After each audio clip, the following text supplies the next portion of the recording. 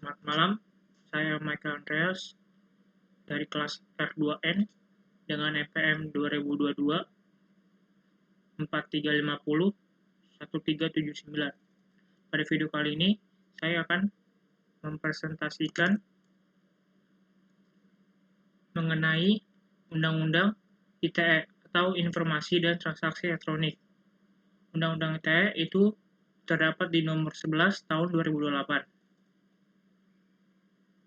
Isi di dalam Undang-Undang ITE terdiri dari asas dan tujuan, nama domain, AKI, perlindungan hak pribadi, informasi dokumen, dan tanda tangan elektronik, perbuatan yang dilarang, peran pemerintah dan peran masyarakat, pendidikan, penyelenggaraan sertifikasi elektronik dan sistem elektronik, transaksi elektronik, penyelesaian sengketa, dan ketentuan pidana. Alasan diperlukannya Undang-Undang ITE pembangunan nasional, suatu proses yang berkelanjutan yang harus senantiasa tanggap terhadap dinamika yang terjadi di masyarakat. Globalisasi informasi telah menempatkan Indonesia sebagai bagian dari masyarakat informasi dunia sehingga mengharuskan dibentuknya pengaturan mengenai pengelolaan ITE di tingkat nasional sehingga pembangunan ITE dapat dilakukan secara optimal, merata, dan menyebar ke seluruh lapisan masyarakat guna mencerdaskan kehidupan bangsa. Perkembangan dan kemajuan TI yang demikian pesat telah menyebabkan perubahan kegiatan kehidupan manusia dalam berbagai bidang yang secara langsung telah mengaruhi lahirnya bentuk-bentuk perbuatan hukum baru. Pembangunan dan pemanfaatan ITE harus terus berkembang untuk menjaga, memelihara, dan memperkuat kesatuan nasional berdasarkan peraturan perundang-undangan demi kepentingan nasional. Pemanfaatan ITE berperan penting dalam perdagangan dan pertumbuhan perekonomian nasional untuk mewujudkan kesejahteraan masyarakat. Pemerintah perlu mendukung pengembangan ITE melalui infrastruktur hukum dan pengaturannya sehingga pemanfaatan ITE dilakukan secara aman untuk menjaga penyalahgunaan dengan memperhatikan nilai-nilai agama dan sosial budaya masyarakat Indonesia. Secara umum, materi Undang-Undang ITE dibagi menjadi dua bagian besar, yaitu pertama, pengaturan mengenai informasi dan transaksi elektronik. Yang kedua, mengenai perbuatan yang dilarang. Jangkauan Undang-Undang ITE berlaku untuk setiap orang yang melakukan perbuatan hukum berada di dalam dan di luar wilayah hukum Indonesia, yang memiliki akibat hukum di dalam dan atau di luar wilayah hukum Indonesia, merugikan kepentingan Indonesia. Secara garis besar, UU ITE mengatur hal-hal sebagai berikut. Poin pertama, tanda tangan elektronik memiliki kekuatan hukum yang sama dengan tanda tangan konvensional atau tinta basah dan bermaterai. Yang kedua, alat bukti elektronik diakui seperti alat bukti lainnya yang diatur dalam KUHP. UU ITE berlaku untuk UU ITE berlaku untuk setiap orang yang melakukan perbuatan hukum, baik yang berada di wilayah Indonesia maupun luar Indonesia, yang memiliki akibat hukum di Indonesia. Yang keempat, pengaturan nama domain dan hak kekayaan intelektual. Yang kelima, perbuatan yang dilarang atau cybercrime dijelaskan pada bab 7 pasal 27 sampai 37. Perbuatan yang dilarang atau cybercrime sebagai berikut. Asusila, perjudian, penghinaan, pemerasan itu terdapat di pasal 27. Berita bohong dan menyesatkan, berita kebencian dan permusuhan terdapat di pasal 28. Ancaman kekerasan dan menakut-nakuti terdapat di pasal 29. Akses ilegal, akses komputer pihak lain tanpa izin atau cracking terdapat di pasal 30. Intersepsi itu penyadapan, perubahan, dan penghilangan informasi terdapat di pasal 31. Gangguan terhadap data, yaitu peminahan, perusakan, dan membuka informasi rahasia terdapat di pasal 32. Gangguan terhadap sistem atau virus, yaitu virus membuat sistem tidak bekerja atau DOS terdapat di pasal 33. Penyalahgunaan alat dan perangkat terdapat di pasal 34. Menjadikan seolah dokumen autentik atau phishing terdapat di pasal 35. Asas dan tujuan Undang-Undang ITE. Pemanfaatan TI dan transaksi elektronik dilaksanakan berdasarkan asas kepastian hukum, manfaat, kehati-hatian, etikat baik, dan kebebasan memilih teknologi. Yang terakhir itu netral teknologi. Tanda tangan elektronik. Tanda tangan yang terdiri dari atas informasi elektronik yang dilekatkan, terasosiasi, atau terkait dengan informasi elektronik lainnya yang digunakan sebagai alat verifikasi atau autentikasi. Tanda tangan elektronik memiliki kekuatan hukum dan akibat hukum yang sah selama memenuhi persyaratan sebagai berikut. Poin yang pertama, A. Data pembuatan tanda tangan elektronik terkait hanya kepada penanda tangan. Poin yang B. Data pembuatan tanda tangan elektronik pada saat proses pendatanganan elektronik hanya berada dalam kuasa pendata tangan. Poin yang C. Segala perubahan terhadap tanda tangan elektronik yang terjadi setelah waktu pendatanganan dapat diketahui. Poin yang D. Segala perubahan terhadap informasi elektronik yang terkait dengan tanda tangan elektronik tersebut setelah waktu pendatanganan dapat diketahui. Poin yang Poin yang E. Terdapat cara tertentu yang dipakai untuk mengidentifikasi siapa pendatangannya. Poin yang F, terdapat cara untuk menunjukkan bahwa pendatanganan telah memberikan persetujuan terhadap informasi elektronik terkait. Setiap orang yang terlibat dalam tanda tangan elektronik berkewajiban memberikan pengamanan atas tanda tangan elektronik yang digunakannya. Pengamanan tanda tangan elektronik sekurang-kurangnya meliputi poin yang A, sistem tidak dapat diakses oleh orang lain yang tidak berhak. Poin yang B, penanda tangan harus menerapkan prinsip kehati-hatian untuk menghindari penggunaan secara tidak sah terhadap data terkait pembuatan tanda tangan elektronik. Poin yang C, penanda tangan harus tanpa menunda menggunakan cara yang dianjurkan oleh penyelenggara tanda tangan elektronik ataupun cara lain yang layak sepatutnya harus segera diberitahukan kepada seseorang oleh penanda tangan dianggap mencari tanda tangan elektronik atau kepada pihak pendukung layanan tanda tangan elektronik. Jika yang satu, penanda tangan mengetahui bahwa data pembuatan tanda tangan elektronik telah dibobol. Yang kedua, keadaan yang diketahui oleh penanda tangan dapat menimbulkan risiko yang berarti.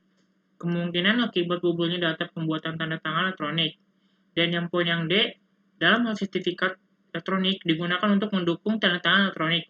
Penanda tangan harus memastikan keberadaan dan keutuhan semua informasi yang terkait dengan sertifikat elektronik tersebut.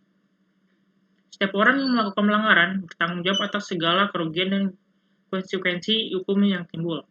Nama domain, hak kekayaan intelektual, dan perlindungan hak pribadi. Terdiri dari setiap penyelenggara negara, orang, badan usaha, dan atau masyarakat berhak nama domain berdasarkan prinsip pendaftar pertama. Pemilik dan pengguna nama domain harus didasarkan pada itikat baik, tidak melanggar prinsip persaingan usaha secara sehat, dan tidak melanggar hak orang lain.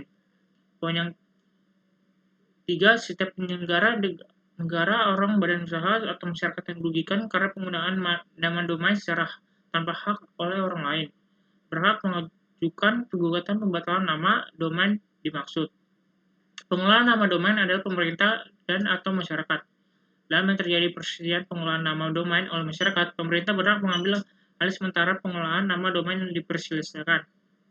Pengelola nama domain yang berada di luar wilayah Indonesia dan nama domain yang diregistrasinya diakui keberadaannya sepanjang tidak bertentangan dengan peraturan perundang-undangan, kecuali ditentukan lain oleh peraturan perundang-undangan. Penggunaan setiap informasi melalui media elektronik menyangkut data pribadi seseorang harus dilakukan atas persetujuan orang yang bersangkutan. Dan terakhir, setiap orang yang melanggar haknya dapat mengajukan gugatan atas kerugian yang ditimbulkan. Bab 7. Perbuatan yang dilarang pada pasal 7 berisi setiap orang dengan sengaja tanpa hak mendistribusikan dan atau mentransmisikan dan atau membuat dapat diakses informasi elektronik dan atau dokumen elektronik. Yang pertama, memiliki muatan melanggar kesusilaan. Yang kedua, memiliki muatan penjudian. Yang ketiga, memiliki muatan penghinaan dan pencemaran nama baik. Yang keempat, memiliki muatan pemerasan dan atau pengancaman. Ancamannya penjara maksimal 6 tahun penjara atau denda maksimal 1 miliar rupiah.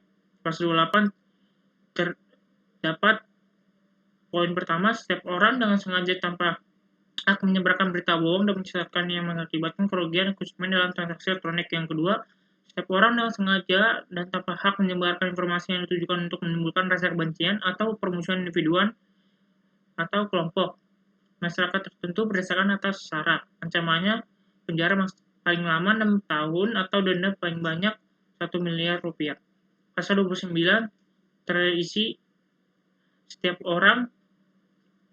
terdapat setiap orang dengan sengaja dan tanpa hak mengirimkan informasi elektronik dan atau dokumen elektronik yang berisi ancaman kekerasan atau menakut-nakuti yang ditujukan secara pribadi. Itu terdapat ancamannya pidana maksimal 12 tahun penjara dan denda maksimal 12 miliar rupiah. Pasal 30 terdapat setiap orang dengan sengaja dan tanpa hak atau melawan hukum mengakses komputer dan atau sistem elektronik dengan cara apapun. Yang pertama, milik orang lain itu terpenjara maksimal 6 tahun dan atau denda 600 juta. Yang kedua, dengan tujuan untuk memperoleh informasi elektronik dan atau dokumen elektronik itu dipenjara 7 tahun atau denda 700 juta. Yang ketiga, dengan melanggar menerobos, melampaui atau mencoba sistem pengamanan itu dipenjara 8 tahun dan atau denda 800 juta. Contoh korban Undang-Undang ITE. Korban Facebook itu Johanian, komentar di Facebook tentang kedugaan korupsi 4,7 triliun di gereja Betani Surabaya, terancam hukuman penjara 6 tahun atau denda 1 miliar rupiah. Mirza Alfat, dosen Fakultas Hukum Universitas Maluku Saleh atau NIMAL, Laksomawe Aceh, dianggap melakukan pelecehan atas syariat Islam atas komentarnya di Facebook.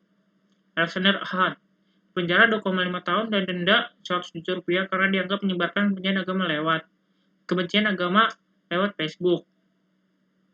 Itu di Sumatera Barat. Yanike Ventairesti, karena status Facebooknya ia dituntut 1,5 tahun penjara dan diadili di Pengadilan Negeri Surabaya. Korban Twitter, SMS, dan BBM. Beni Andoko mentweet mengenai tuduhan korupsi kepada Misbahkun, mantan anggota DPR dan aktivitas di PKS. Tempat ditahan 1 hari, kasus sedang berjalan. Muhammad Fazrizka Mirza mentweet tentang dugaan suap Jamwas Marwan Effendi, ancaman 8 tahun penjara. Antoni Wahyu Pramono SMS dengan bahasa yang kasar kepada AM Lukminto di Pengadilan Negeri Solo. Muhammad Arsyad, aktivis Garda Tipikor ditahan setelah menulis status BlackBerry Messenger atau BBM mengindikasikan korupsi Nurdin Halin, korban blok, dan lain-lain. Musnir Usmar, mantan ketua komite sekolah SMA N70 yang juga salah satu dosen di Universitas Islam Negeri atau UEN, Syarif Hidayatullah, Jakarta, menjadi tersangka pencemaran nama baik setelah menulis di blog. Rahayu Kandiwati dan Siti Rubaidah, aktivis perempuan dan korban, dilaporkan Joko Prasetyo, seorang aktivis perempuan, dan Siti Rubaidah karena telah memberikan persyaratan di media massa serta dalam situs change.org. Berita Mulyasari menulis email tentang keluhan perlakuan buruk RS Omni Internasional, sempat ditahan 22 hari dan dinyatakan bebas Februari 2013. Dan terakhir itu Doni Iswandono, penggerak dan pemimpin redaksi media online niasbangkit.com atau NBC, dituntut Bupati Nias Selatan Idealisman Dasyi terkait pemberitaan kasus korupsi di Nias Selatan. Sekian presentasi saya. Mohon maaf jika ada penyebutan atau pengucapan yang salah. Mohon maafkan. Terima kasih.